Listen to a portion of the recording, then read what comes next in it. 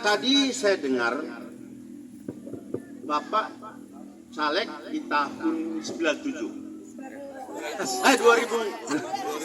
2019, sorry. 97 saya masih 5 tahun, Pak. Betul sekali. Terus itu ternyata tidak dapat, ya, tidak mencukupi kuota lah, kira-kira begitu. Sekarang Bapak ikut lagi menjadi caleg lagi. Sebenarnya apa tujuan Bapak menjadi caleg ini? Ini dulu. Apa tujuannya? Kok begitu nekat? Sedangkan waktu lalu tidak dapat, datang lagi sekarang lagi. Apa sebenarnya tujuannya dari caleg itu? Kira-kira begitu aja, Pak. Ya, Oke. Saya cerita Bapak Ibu.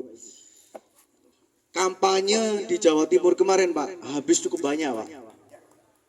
Di Jakarta ya habisnya ya dua kali sampai 3 kali lipat. Di Jakarta ini. Kenapa? Karena orang Jakarta ini sudah UMR-nya juga lebih tinggi, tim juga harus lebih banyak, peralatan untuk baliho dan APK juga lebih mahal, dan lain-lain. Saya sudah hitung, Pak. Kalau saya jadi anggota DPR RI, sudah pasti nggak balik modal. Udah pasti, Pak. Dan saya udah bilang ke tim saya, udah pasti nggak balik modal. Dulu pada waktu saya cerita ya, dari waktu kecil saya berpikiran memang ikut masuk politik, tapi saya nggak nyangka akan secepat ini. Jadi saya cerita lah ini, saya terbuka ya, saya ngomong realitas ini. Jadi pada waktu saya SMP itu sempat ada salah satu lah anggota keluarga saya dikerjai, Pak. Dikerjain. Hampir tersangka, Pak. Padahal nggak salah, Pak. Tidak salah, pada waktu itu saya nggak bisa berbuat apa-apa. Dan saya hanya bisa berdoa dan melanjutkan. Makanya saya bercita-cita suatu saat saya ingin masuk ke politik, bukan untuk balas dendam sih, meskipun ada keselnya juga, tapi juga ada rasa seperti itunya. Tapi kami ingin intinya grab in power supaya orang lain juga nggak melakukan hal yang sama. Akhirnya saya menjadi advokat. Saya sekarang lagi ngambil S3 doktoral, Pak. Saya lagi ngambil doktor hukum. Saya adalah praktisi hukum di negara kita ini. Kalau misalnya ada yang bilang hukum tajam ke bawah, tumpul ke atas, itu salah, Pak. Hukum itu tumpul kemana-mana, Pak. Itu faktanya, Pak. Nah, makanya saya ingin menjadi anggota DPR agar memiliki fungsi pengawasan terhadap aparat penegak hukum apapun itu. Meskipun kami advokat juga sebagai aparat penegak hukum. Alasannya apa? Bapak ada yang tahu kopi Joni nggak? Tahu ya? Bapak Ibu tahu nggak kenapa kok ada kopi Joni? Kenapa kok orang berbondong-bondong ke sana?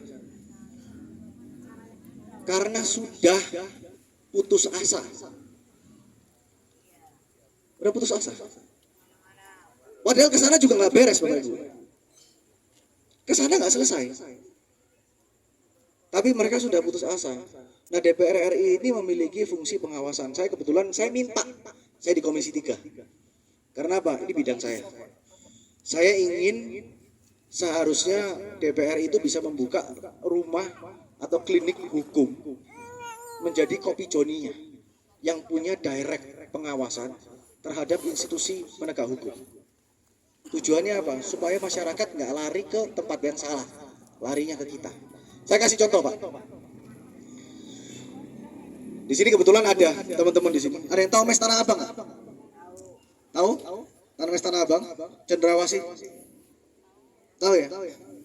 Mes Tanah Abang Cendrawasih itu adalah pemberian Soekarno, presiden pertama kita, kepada masyarakat Papua di Tanah Abang agar mereka bisa ditinggali tahun 64. Tahun 64. Jadi sampai sekarang sudah 59 tahun, Pak, di sana. Di tahun 2020 Pemprov Papua tiba-tiba punya sertifikat. Dan masyarakat yang di sana jumlahnya 3.000 kakak mau digusur, Pak. Nggak tahu mau ditaruh di mana. Disiapkan rumah di Bekasi luas 30, Pak. Yang satu kakak isinya 8 orang, mungkin nggak? Nggak masuk akal. Itu sama saja dengan membunuh orang. Saya sudah membantu mes tersebut dari 1,5 tahun yang lalu. 1 tahun yang lalu mereka, Mes Papua, diserang dikirimkan preman untuk diusir, Pak. Nggak ada satu orang pun yang bantu, Pak. DPRD yang tadinya dari partai lain turun bareng saya ke sana yang janji memberikan bantuan hukum, di saat perang lari semua, Pak. DPR RI incumbent nggak ada yang bisa dihukum, pura-pura gila semua, Pak. Handphone pada mati semua dan lain-lain, Pak. Kebetulan kami ada kedekatan dengan Pak Kapolres pada waktu itu, dan Pak Kapolres kami hubungi dan dikirimkan 2 truk pasukan untuk menjaga. Pada waktu itu Tanah Abang sampai ditutup karena semuanya turun bawa senjata. Kemarin, Pak, ini barusan kemarin 2 minggu yang lalu ya, Bung ya. Seminggu yang lalu. Asdatun, asisten kejaksaan Tun dari Papua datang lagi. Lengkap bersama KPK, bersama BPK, minta mereka untuk pergi. Maksimal tanggal 27 Desember. 3.000 kakak, Pak. Nggak ada yang bela, Pak. Yang bela cuma kita, Pak. Kita turun ke sana, kita bantu mereka. Saya beritahu mereka tidak mungkin bisa dilaksanakan dalam waktu pemilu ini. Nah, pertanyaan saya, Pak, mereka ini orang-orang nggak ngerti hukum. Mereka diberikan peraturan PP 51 tahun 60. Artinya apa? Ya, pemerintah daerah berhak untuk menggusur. Memang betul berhak untuk menggusur, tapi di daerahnya masing-masing. Bukan di Jakarta. Mana bisa Satpol PP Papua mau gusur orang di Jakarta? Iya kan? Itu yang mau dilakukan oleh mereka. Nah, kita memberikan bantuan hukum seperti itu, Pak. Kalau bukan kita, siapa lagi, Pak? Nah, saya mohon maaf, Pak. Kita kadang-kadang pejabat kita ini, kalau misalnya pas lagi ada butuh, turun ke bawah, ngemis-ngemis. Begitu lagi ada masalah, kabur semua, Pak. Kenapa? Loh, saya korbannya, Pak. Loh, saya ini korbannya, Pak. Jadi makanya daripada saya harus memberikan kepada orang lain, mending saya ambil sendiri. Saya ngomong nih realitas berdasarkan pengalaman. Dan kalau misalnya ada yang mau merekam silakan, karena itu sudah masuk di online. Saya ngomong sudah sangat frontal terkait hal itu. Nah, kita ingin supaya DPR RI ini kembali pada fungsinya, pengawasan, penganggaran, dan pembuatan undang-undang yang lebih baik. Terima kasih, Pak. Ya. Ini bila Pak Abraham menang, tolong kami walaupun kami ini sering sini kami main poli, bantulah kami, ya Pak. Kalau ya, saya langsung jawab, Pak. Belum kampanye terbuka, kami ada bantu voli, badminton. Kebetulan di sini ada panwasnya, Pak. Kalau saya nanti menjanjikan hadiah, saya kena semprit, Pak. Tapi nanti tolong komunikasi dengan tim kami. Nanti kita buat program lah. Kita buat program untuk masyarakat di sini. Ya, terima kasih Pak Abraham. Terima kasih. Maju. Lebih dari 40 tahun. Ya. Nah, jadi kalau memang Bapak nanti lolos ke Senayan, doa kami coba dibantu kami untuk mensahkan tempat tinggal kami ini. Hanya banyak mensahkan tempat tinggal itu bagaimana? Ini kan di sini garapan ini, Pak. Garapan. Saya ini calon anggota DPR RI, Pak. Betul. DPR RI, Komisi 1 itu pertahanan, Komisi 2 agraria, KPU Bawaslu penyelenggara pemilu, Komisi 3 polisi jaksa hakim, Komisi 4 pertanian kelautan, Komisi 5 perhubungan, Komisi 6 perdagangan, Komisi 7 energi, Komisi 8 kesehatan, Komisi 9 agama, Komisi 10 pendidikan, Komisi 11 keuangan. Pada waktu saya terpilih menjadi anggota DPR, saya nggak tahu, Pak, saya ditaruh di komisi berapa. Nah, itu dulu. Yang menentukan saya taruh di komisi berapa adalah ketua umum partai, tapi saya minta di komisi 3. Saya akan ngomong apa adanya, Pak. Terkait dengan hal di sini, itu adalah wilayahnya, sebetulnya wilayahnya DPRD. Karena kaitannya dengan Pemda. Nah, kami kaitannya dengan eksekutif pemerintah pusat. Nah, saya harus ngomong dulu nih supaya saya nggak memberikan janji palsu. Saya harus ngomong, itu bukan wilayah saya. Tapi saya bisa bisikin teman saya lah, anggota DPRD, bantu sini, ya itu bisa. Itu yang kami minta, Pak. Saya bisa bisikin, tapi saya nggak bisa ngomong, Pak. Saya nggak bisa ngomong. Kenapa? Bukan wilayah saya, Pak. Tapi saya bisa kerjasama dengan DPRD, ayo lu bantu. Ya itu saya bisa bantu. Ya Pak ya. Hanya membisikin ya Pak ya. Oke, makasih Pak. Siap. Bapak untuk kita nanti yang ibaratnya ingin mencoba Bapak untuk maju menjadi apa namanya untuk mendapatkan kursi di Senayan nanti Pak. Bapak kayak kita nih, kadang kan kebayang susah nih Pak yang kerja nih Pak. Atau Bapak bisa bantu kita gitu loh. Ada itu aja Pak. Ya, Terima kasih. detail kan, saya akan jelaskan. Jadi gini, kami maju menjadi anggota DPR RI ini pertama kami tahulah keresahan warga, pasti terkait dengan pekerjaan, terkait dengan bantuan dan lain-lain. Nah, setiap masa kampanye kita ini turun tiap hari Pak. Kita turun tiap hari, kita mendengarkan keluhan warga dan lain-lain, dan menggunakan biaya sangat besar. Pertama terkait komitmen, saya ngomong masalah bantuan dulu. Kami turun ke bawah pakai biaya, pemasangan dan lain-lain. Tapi kalau setiap kali kami turun, kami membuat komitmen masalah biaya dan bantuan, saya pastikan Pak, 5 tahun ke depan saya bangkrut Pak. Itu pasti. Kenapa saya bangkrut? Karena biayanya besar sekali Pak. Kalau saya setiap 5 tahun saya kayak gini, saya mati Pak di tengah jalan. Tapi komitmen saya adalah kita ini punya dana-dana yang selama ini Bapak nggak tahu. Saya kasih contoh, dana reses aspirasi 450 juta sekali turun. Itu kemana? Laporannya ke BPK, biasanya foto-foto makan-makan nggak jelas dilaporkan ke BPK. Pun dapil 140 juta kemana? Nah, yang akan komitmen saya adalah kita buat transparansi, suara kita yang terbanyak kita turunkan di sana terlebih dahulu, kita bantu berupa program. Programnya ini juga bisa berupa dengan lapangan pekerjaan. Namun, sekali lagi Pak, kita akan memberikan lapangan pekerjaan itu berupa program. Bukan program DPRD, tapi program Sahabat Abraham. Kenapa? Bukan DPR RI, tapi program Sahabat Abraham. Kenapa? Karena nggak ada kaitannya Pak. Karena kan DPR RI, saya pengawasan saya kepada aparat penegak hukum. Kalau misalnya dengan lapangan pekerjaan, ya kita bisalah kita buatkan program, tapi itu pun limited. Saya kasih contoh Pak. Kita membuat kemarin program untuk security Pak. Security itu kemarin kita buka 100 lapangan pekerjaan. 100 lapangan pekerjaan untuk security itu tidak langsung mendapatkan uang, tapi Bapak datang ke sana, dilatih menjadi security profesional, mendapatkan sertifikasi, barusan mendapatkan pekerjaan. Itu berupa program, nggak usah nunggu saya jadi, kita sudah punya. Nah, kita bisa lakukan itu. Jadi nggak usah nunggu kita jadi. Kalau misalnya memang ada di sini, ada yang mau ikut partisipasi, bisa komunikasi dengan Korcam, kita latih dulu. Tapi sekali lagi keputusannya bukan di kita, keputusannya di perusahaan. Kenapa? Perusahaan kalau nggak kompeten juga dia nggak mau terima.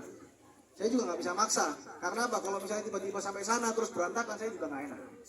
Ya kan? Nah itu nggak usah nunggu kita jadi. Sekarang pun juga sudah kita ada Pak program itu. Tapi programnya dari Sahabat Abraham. Mungkin gitu ya Pak ya. Yuk, terima kasih Pak. Salut ya dengan Bapak, kayaknya Bapak penerus Ahok deh ini kayaknya. Jadi saya bangga teruskan rencana Bapak ini, semoga lolos. Kami doakan supaya lancar semuanya. Hanya itu aja sih Pak. Terima kasih Bu, terima kasih. Saya sungguh bangga, jadi saya mendukung supaya Bapak ini lolos, jadi bisa meneruskan apa yang Amin, amin. diinginkan. Terima kasih Bu. Saya mau bertanya, bagaimana bisa mengasihkan gawang futsal dan bola, karena di sini anak-anak sering main bola untuk mengadakan masyarakat dan memasarkan olahraga supaya mereka bisa berolahraga seperti orang tua bermain bola dan anak bermain futsal Pak. Terima kasih Pak. Ya tadi kalau saya Pak, kebetulan kampanye terbuka, saya tidak boleh menjanjikan atau memberikan hadiah kepada siapapun juga, itu peraturan. Tapi tadi saya dengar Korcam saya secara pribadi mau ngasih bola voli sama itu. Oh ya sudah, kita terima kasih. Tapi kalau misalnya mau nanti ya bisa didiskusikan dalam berbentuk program kampanye kreatif. Kita pernah kemarin tanggal berapa ya kita pertandingan voli ya? Kapan ya? Ya, kita bulan Juli kemarin kita ada pertandingan voli yang daftar 400 orang. Ramai sekali. Kita bikin digor. Itu ada juara 1, 2, 3, masih bisa ada hadiah. Tapi sekarang udah nggak bisa lagi, meskipun kompetisi tetap nggak boleh ada hadiah. Itu kita bikin kompetisi voli. Kita juga kemarin bikin kompetisi futsal juga Pak. Jadi kalau misalnya memang ada program bagus yang bisa antar warga di sini, boleh diajukan ke teman-teman. Cuman yang nggak serunya nggak bisa ada hadiah Pak, nggak bisa. Karena kampanye terbuka nanti saya disemprit, diomelin saya Pak. Ya, oke Pak. Terima kasih, Pak. Ya, udah paham Pak. Tarik Satu saat mungkin bisa dibikin untuk cek kesehatan gratis dilakukan di lapangan ini. Karena kan kalau ke puskesmas butuh jalur-jalur lagi ya. Jadi mungkin satu saat ada satu momen dibikin untuk cek kesehatan gratis. Jujur. Pengobatan gratis tapi untuk masyarakat Hong Kong. Dengan Mayapada. Kita bekerja dengan Mayapada, saya berharap, saya lagi diskusi sama mereka apakah bisa diturunkan di Jakarta. Kalau misalnya bisa diturunkan di Jakarta, ini akan menjadi tempat pertama tujuan kita. Ya, jadi ini sudah kita bicarakan memang. Saya sudah bicara supaya jangan hanya di Hong Kong, tapi kalau bisa juga turun di Jakarta. Dan kita juga punya ambulans gratis Bapak Ibu. Kalau misalnya nanti ada butuh bisa ke Korcam, itu ambulansnya di belakang tadi diparkir, kita bawa. Kalau butuh silakan mau dipakai 24 jam, silakan telepon. Apa? Oh enggak, di posko Pak. Yang pakai soalnya bukan sini Pak. Ya, nanti ambulansnya kita khusus buat warga, boleh dipakai karena kemarin manfaatnya sangat banyak. Jadi tolong digunakan sama teman-teman. Kalau ada yang mau fogging juga boleh ya. Minta fogging, minta ambulans, langsung hubungin Korcam nanti ya Bu ya. Oke, satu pertanyaan terakhir kalau ada. Oke, satu pertanyaan lagi. Oke. Iya. Nama saya Ibu Sri Rezeki dengan teman saya sebelah saya tadi. Jadi diskusi kami ya memang sepertinya Pak Abraham ini seperti Pak Ahok begitu tadi menurut kami berdua. Jadi saya pribadi dari tadi mendengarkan dengan serius ya apa yang Bapak sampaikan. Bagus sekali edukasi yang Bapak berikan kepada kami, penjelasannya begitu rinci bagaimana di DPR itu komisi ini dan sebagainya, lalu program-program kerja, lalu kami bisa melihatlah apa yang nantinya begitu akan Bapak lakukan ke depan. Tentunya harapan kami itu bukan sekedar kata-kata, tapi harapan kami Bapak, karena tadi Bapak bilang Bapak sempat bekerja sama dengan Pak Ahok, jadi mungkin sudah seperti beliau begitu, karena kami ini pengagum Pak Ahok. Ya, maksudnya meskipun ada sesuatu yang terjadi dengan beliau, tapi itu bukan berarti kami membenci beliau. Pokoknya kami ngefans lah dengan beliau ya. Jadi pertanyaan kami begini, belum pertanyaan. Intinya begini Pak Abraham. Kami masyarakat di sini sebenarnya orangnya gampang sekali begitu untuk diarahkan, untuk dinasehatkan, diminta untuk memilih seseorang. Itu gampang sekali kami di sini. Hanya pertanyaan saya selanjutnya, karena harapan kami Bapak bisa lolos di sana dengan catatan laksanakan, jadikanlah apa yang Bapak perkatakan tadi itu benar adanya begitu. Karena yang sudah kan ketika dia sudah di atas dia lupa. Pas mau kampanye aja ke sini lagi begitu.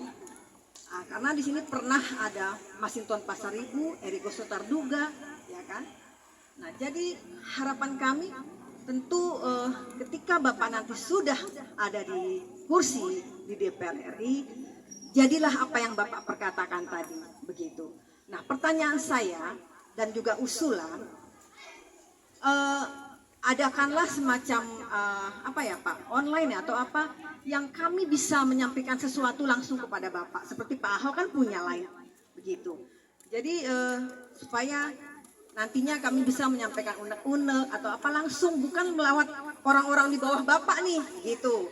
Kalau lewat yang bawah ini nanti bisa macam-macam, tapi kalau langsung kepada Bapak kami tentu lebih puas. Jadi pertanyaannya tolong dibuatkan itu dan supaya itu terlaksana, atau apakah sudah ada nomornya yang bisa kami hubungi langsung begitu. Kami siap mendukung Bapak. Terima kasih. Kebetulan beliau itu mentor saya. Jadi kalau Bapak Ibu ngomong tadi saya sudah punya, Bu. Jadi Ibu kalau buka abrahamsrijaya.com itu ada nomor WhatsApp-nya. WhatsApp-nya itu langsung ke kita. Dan WhatsApp ini kita itu menemukan banyak masalah dari WhatsApp ini. Kita buat programnya disunat kita tahu. Kita buat ini ada kekurangan apa kita tahu. Karena apa? Itu langsung ke saya. Tapi Ibu harus tahu. Zamannya Pak Ahok dulu, dia juga punya tim, Bu, yang megang 8 orang. Jadi itu masuk ke tim.